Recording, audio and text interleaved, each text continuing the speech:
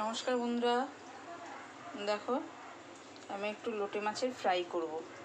তার জন্য আদা কাঁচা লঙ্কা বাটা দিয়ে আর লেবুর রস, নুন, গোলমরিচের গুঁড়ো দিয়ে মাছটাকে ম্যারিনেট করেছি। আর একটু ফোঁটা জোয়ান দিয়েছি।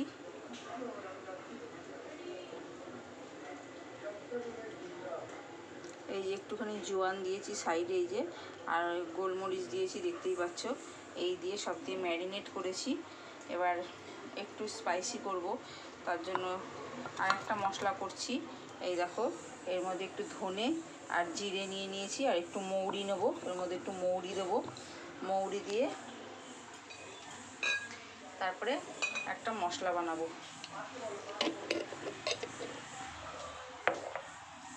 বানিয়ে তারপরে এর মধ্যে দেব, দিয়ে তারপরে মাখিয়ে রাখবো, একটুখানি মাখিয়ে রেখে তারপরে ভাজবো। এই দেখো, একটু মৌরিও দিয়ে দিলাম। দিয়ে এবার এটাকে ভালো করে বেটে নিয়ে তারপরে তোমাদের কাছে ফেরত আসছি। দেখো, এটাকে ভালো করে মাখাবো। মাখিয়ে এই মশলাটা দিয়ে একবারে মশলাটা করে নিয়ে মাখিয়ে তারপরে একটু রেখে দেবো। রেখে দিয়ে তারপরে একটা ব্যাটার বানাবো, সেই ব্যাটারটাও তোমাদেরকে দেখাবো। দেখো বন্ধুরা, এই যে ব্যাটারটা করব, এই ব্যাটারটার জন্য নিয়েছি এই যে একটুখানি হলুদ দিয়ে দিয়েছি, কর্নফ্লাওয়ার, একটু বেসন, একটু চালের গুঁড়ো আর একটু ময়দাটা নিচে আছে, চালের গুঁড়োটা উপরে পড়ে গেছে। বেসন আর চালের গুঁড়োটা, ময়দাটা নিচে পড়ে গেছে। এই দিয়ে আর দুটো ডিম দেবো। এই যে দুটো ডিম, এই দিয়ে এই ব্যাটারটা বানাবো। ভালো করে ফেটাতে হবে, ফেটিয়ে তাহলে ফুলবে ভালো। ওই জন্য এটাকে ভালো করে মাখতে লাগবে। এই যে জল দিয়ে মাখবো, মেখে তারপরে তোমাদেরকে দেখাচ্ছি। এর মধ্যে নুন দিয়ে দিয়েছি একটু, আর কিছু দিইনি, এই দিয়েছি। একটু লঙ্কার গুঁড়ো দেবো, তাহলে একটুখানি এটা ব্যাটারটা ঝাল হবে, তাহলে আরও ভালো হবে। ওর মধ্যে মাখানো আছে, কিন্তু এর মধ্যে একটু মাখাবো। মাখিয়ে তারপরে ব্যাটারটা করে তারপরে তোমাদের কাছে ফেরত আসছি, দেখাচ্ছি কীভাবে ভাজছি, কীভাবে করছি, সবটাই দেখাবো। আগে এইটা ব্যাটারটা বানিয়ে নিয়ে তারপরে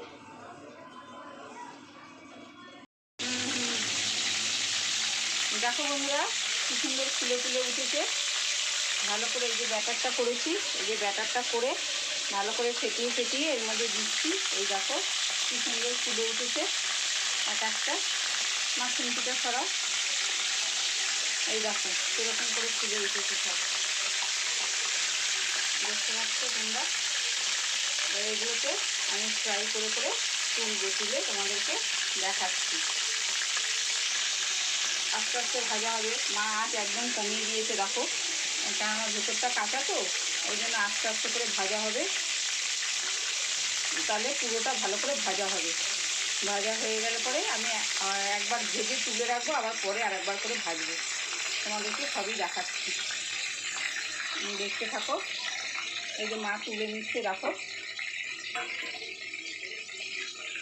একটু হবে। মা এই দেখো তুলে নিলে একটা, আর একটা রয়েছে, এটা এই দেখো। এটাকে আবার ভাজবো, ভেজে তারপরে তোমাদেরকে দেখাবো, তারপরে সবাই খাবে। দেখতে থাকো। দেখো বন্ধুরা, এই যে ফ্রাইটা হয়ে গেছে, এই যে ভাজা করেছি, ভাজা এখন সব খাচ্ছে। আমার ছেলে আর পুচকু সব খাচ্ছে। কীরকম হয়েছে বলো, মুখ তুলে বলো। ভালো। হ্যাঁ, গরম আছে বাবা, একটু ঠান্ডা হোক। এই দেখো ও খাচ্ছে, খুব ভালো হয়েছে। একটু গরম ভেজে দিয়েছি, ওকে একটু ঠান্ডা করে দিলে পরে ও খেতে পারবে। কামড়ে খেতে হয়, ও বাচ্চা মানুষ তো, পারে না। খাও, আস্তে আস্তে খাও।